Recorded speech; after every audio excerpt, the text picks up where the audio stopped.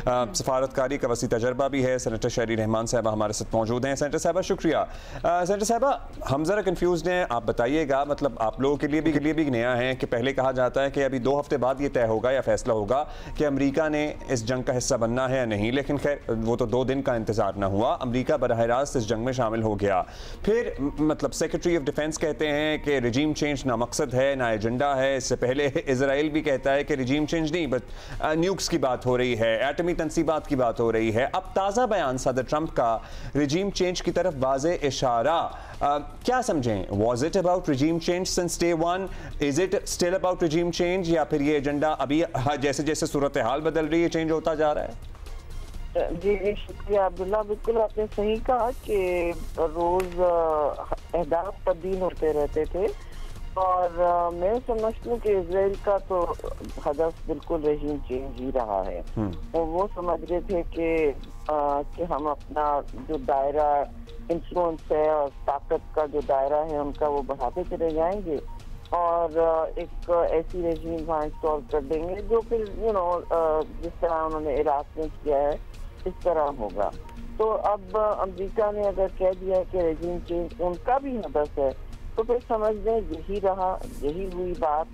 और मैं समझती हूँ कि न्यूक्लियर वेपन्स के हवाले से उन्होंने 3 जो बॉम्ब साइट्स में जो न्यूक्लियर डेवलपमेंट साइट्स में बॉम्बिंग की है, वहाँ तो आई थिंक सबको पता था कि ईरान को ही पता था करने वाले, और उन्होंने खुद कहा कि हमने अपने स्टॉक पाइल या जो भी फ्यूल साइकिल्स की इनरिचमेंट कैपेसिटी है वो हटा दी थी, अगर थी भी। असल जहाँ रशियन साइंटिस्ट काम कर रहे हैं वो शहर वहाँ नहीं उन्होंने उसको हदफ बनाया। तो हम ये भी सोच सकते हैं कि अहदाफ शायद बदल रहे, अभी नहीं बदले तो आगे बदल सकते हैं, लेकिन आज तो मूविंग टारगेट है जी इनका गोल। लेकिन अगर उन्होंने स्टेट कर दिया है कि regime changes, then it's clearly that ना, तो एंड ये इराक 2.0 वाली सिचुएशन हो सकती है। अच्छा शहरी साहब ये बताइएगा, अमेरिका का पहले वही 2 हफ्ते का कहना, फिर एकदम से इसमें कूद जाना, क्या आप समझती हैं कि ये एक कोई ईरान इसराइल के लिए फेस सेविंग भी हो सकती है? अब मुज़ाकरात की तरफ बात बढ़ेगी, जैसे अमेरिका ने कहा कि अब पीस को अब मौका देना चाहिए, या फिर अब अमेरिका बराह रास्त खुद मजीद इसमें कोई जारे कदम ले सकता है और फुल ब्लोन, हाँ एब्सोल्युटली, या फुल ब्लोन वॉर हो जाएगी? जी देखिए, एक तो रूस भी, आपको पता है कि ईरान रूस की तरफ गया है, उन्होंने भी हाथ बढ़ाया है, जाहिर है, और इसीलिए होगा कि भाई उनको सपोर्ट चाहिए। अब ये बात तो आप सबके सामने, क्योंकि इजराइल के पुष्ट पे और अब सामने भी अमेरिका है, तो आप जो पूछे ना कि 2 हफ्ते में की बात, ये भी एक जाहिर है एक स्ट्रैटेजी हो सकती है कि जी आप अपने अपोनेंट को कह दें कि अभी टाइम है, लेकिन उन्होंने मेरे ख्याल में अपनी सारी तैयारियां रखी हैं बिल्कुल। अब जिसे कहते हैं ना ऑल बेट्स आर ऑफ, आप कहें मुझे कि आज कोई मैंने आपसे बात की, मैं आपको तज्जिया करके दूं, कुछ और सोचे, ये प्लानिंग जो होनी चाहिए अब सबकी यही होनी चाहिए कि ऑल बेट्स आर ऑफ। कल आप और उससे ज्यादा प्लानिंग होनी चाहिए कि हत्तुल इम्कान कोशिश करें कि इस माहौल में, और जो जिसमें कह रही हूँ कुछ भी हो सकता है, आप प्रेडिक्टेबिलिटी लाएं, और प्रेडिक्टेबिलिटी लाने के लिए सब में एक लोअरिंग ऑफ टेंशन हो। लोअरिंग ऑफ टेंशन बहुत जरूरी है, नहीं तो ये जंग जैसे आप कह रही हैं फैलती चली जाएगी। तो लोअरिंग ऑफ टेंशन कैसे होगी? जी देखिए, लोअरिंग ऑफ टेंशन हो सकती है अगर आप एक दूसरे को स्पेस दें, और अगर इजराइल को आप अगर अमेरिका थोड़ा अलग करे कि जी उनके वो, और वहाँ कांग्रेस में भी सवाल जवाब उठ रहे हैं जी, क्योंकि ये अब जब जंग होती है तो कांग्रेस की भी ऑथराइजेशन चाहिए होती है जी। तो इजराइल को अलग करना आसान नहीं है, बिल्कुल आप सही कह रही हैं, लेकिन एक होता है ना टेल वैगिंग द डॉग वाली सिचुएशन, वही ऐसा हो रहा है। और आई थिंक जिस तरह प्रेसिडेंट ट्रंप ने कहा कि मैं अमन की तरफ जाना चाहता हूँ, और देखिए उनका जो बेस है मेक अमेरिका ग्रेट अगेन, मागा वाला बेस जो है, वो नहीं चाहते कि जंग हो। उनका तो सारा, उनकी बुनियाद ही इस पर है कि वो अमेरिका के अंदर काम करें और अपने वसाइल वहाँ खर्च करें। अब एक स्टेल्थ बॉम्बर आपको 100 मिलियन का पड़ता है, जो आज उन्हीं के लोगों ने बताया है तो आप बताएं कि उनके वसाइल कहाँ खर्च हो रहे हैं और किसके लिए खर्च हो रहे हैं। मतलब बस ना चाहते हुए भी वो इस जंग का हिस्सा बन गए और 2 हफ्ते का टाइम दे के भी 2 दिन बाद ही उन्होंने फैसला किया कि वो हमला कर देंगे। उनकी कांग्रेस में भी सवाल हो रहे हैं, उनकी सड़कों पे एहतजाज भी हो रहे हैं, पता नहीं उसका क्या असर पड़ेगा। अब ये बताइएगा, ईरान ने भी कह दिया कि हम अमेरिका को जवाब देंगे। डू यू थिंक कि ईरान अभी इस पोजीशन में है कि वो अमेरिका को जवाब दे? किसी भी नौयत का जवाब हो सकता है जिसका उन्होंने कहा कि हमारी अफवाज फैसला करेंगे, या अभी वो इजराइल पर ही अपने हमले जारी रखेंगे जिसको हर्ट करने का मतलब है कि अमेरिका हर्ट हो रहा है? तो देखिए, एक काम अब्दुल्ला, इस जंग में मैं आपसे भी कहूंगी, जरूर हमें आगे का सोचना चाहिए, लेकिन आप कह नहीं सकते कि ईरान क्या करेगा, उनके पास क्या वसाइल हैं, सतह दर सतह वो क्या आगे निकाल सकते हैं। फिर जाहिर है उनकी भी पार्टनरशिप्स हैं, और आप ये भी नहीं कह सकते कि ट्रंप एडमिनिस्ट्रेशन क्या करेगा। इजराइल का तो आपको एक पैटर्न पता है, वो तो सीधा जारहियत की तरफ जा रहे हैं, उनका तो पीछे हटने का ना कोई इरादा है ना इंटरेस्ट। अनप्रेडिक्टेबल है सब कुछ जी, अनप्रेडिक्टेबल है सब, टोटली अनप्रेडिक्टेबल। लेकिन एक बात मैं जरूर कहूंगी कि देखिए, मतलब कल से ये हम कह सकते हैं, कल से जो होगा वो बहुत अहम है, आज से जो होगा।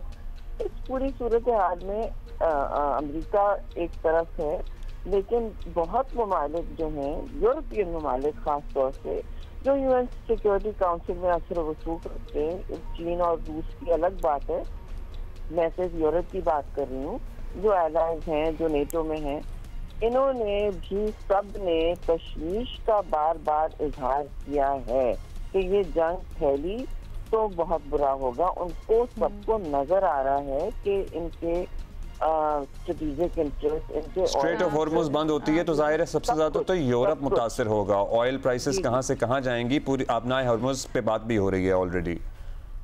तो इनकी कोशिश है जी कि ये अब किसी तरह डी एस्केलेशन हो, और जी तो ये एक मतलब सारी दुनिया को आप इग्नोर भी नहीं कर सकते ना।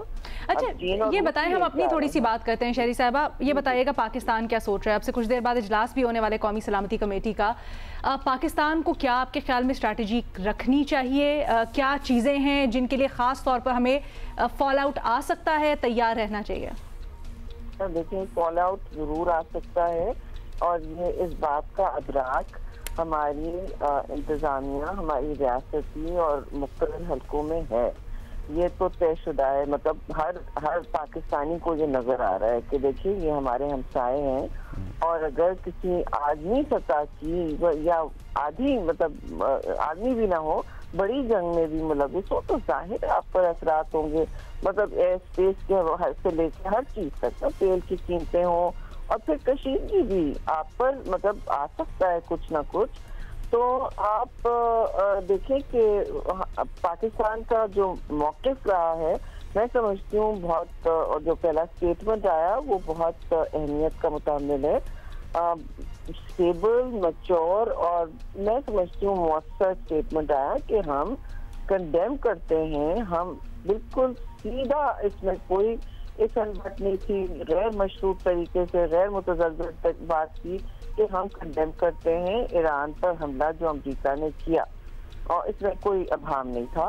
और हम इंटरनेशनल ऑर्डर को रिस्टोर करना चाहते हैं, हम चाहते हैं कि कवायद और ज़वाबित रिस्टोर हो, और हम चाहते हैं कि ये फौरी तौर पर कशीदगी में कमी आए, यानी किसी तरह डी एस्केलेशन की तरफ मामला जाए।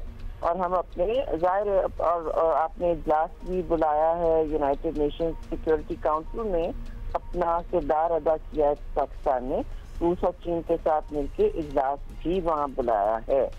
तो हर सतह पर आई थिंक पाकिस्तान ने अपना डिप्लोमेटिक और जियोपॉलिटिकल जो वजन है वो सही जगह रखा, सही वक्त पर रखा, क्योंकि इन फैसलों में कोई देरी नहीं हो सकती जी। ये मामला हमारे लिए बहुत ज्यादा हिसास है। ट्रू।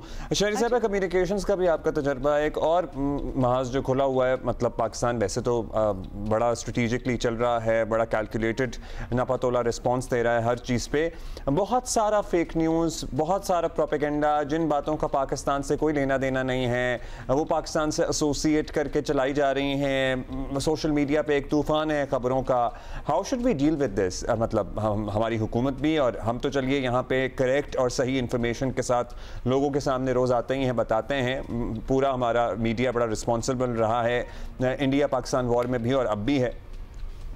मैंने आपका फैक्ट चेक वो देखा है जी, आप लोगों ने भी एक प्लेटफॉर्म शुरू किया है जियो फैक्ट चेक का, ये बहुत ज़रूरी है। जितने वसाइल हम लोग जर्नलिज्म में डालते थे, एडिटर पर, प्रोड्यूसर पर, और जो जिम्मेदार होते हैं, एंकर भी, ज़ाहिर आप खुद भी अपनी न्यूज़ फिक्स करते हैं, आप देखते हैं कि क्या सही है क्या नहीं है, और आप गलत फैक्ट्स के साथ नहीं वहाँ शो पे जाएंगे। आपको दे भी तो आप सोचेंगे वो हो, लेकिन एक पूरा सिस्टम होता है ना, आपका रिसर्च होता है, सब में मैं समझती हूँ अब इन्वेस्ट करना पड़ेगा उतने ही वसाइल फैक्ट चेकिंग में जितना खबर जनरेट करने में होता है, क्योंकि अब इंडिया ने तो खास तौर पर एक फैक्ट्री खोल रखी है जी, उन्होंने फेक न्यूज की, और इस धड़ल्ले से खोलिए जिस नौइयत जिस स्केल पर मैंने पहले कभी नहीं देखा जी, कहीं नहीं हुआ ऐसा। और मसलन दो मैं आपको एग्जांपल्स दूंगी। अब बड़े जो दुनिया के मोतबर अखबार या आउटलेट्स होते हैं, अखबार है गार्डियन यूके का, फिर चैनल है अमेरिका का CNN, वाइडली सुने जाते हैं ना ये और पढ़े जाते हैं, दोनों को आपने लिटरली रिप्रोड्यूस किया है एक छोटी सी लाइन लगा के, मतलब गार्डियन को द डेली गार्डियन करके, और CNN को 18 लगा के या कोई और लफ्ज लगा के छोटा सा, आपने लोगो भी वैसा, ये तो शू करना चाहिए CNN को। आप इस तरह बनाते जा रहे हैं चैनल्स और अखबार के, वो लग रहा है कि बहुत अहम बात कर रही हैं। बहुत शुक्रिया शहरी रहमान हमारे साथ मौजूद थी, और न सिर्फ वो पाकिस्तान और का क्या किरदार होना चाहिए और क्या हो सकता है उसके बारे में बता रही थी, बल्कि आगे क्या एंटिसिपेट करना चाहिए उसके बारे में भी कही थी, किस तरह से हम कर सकते हैं।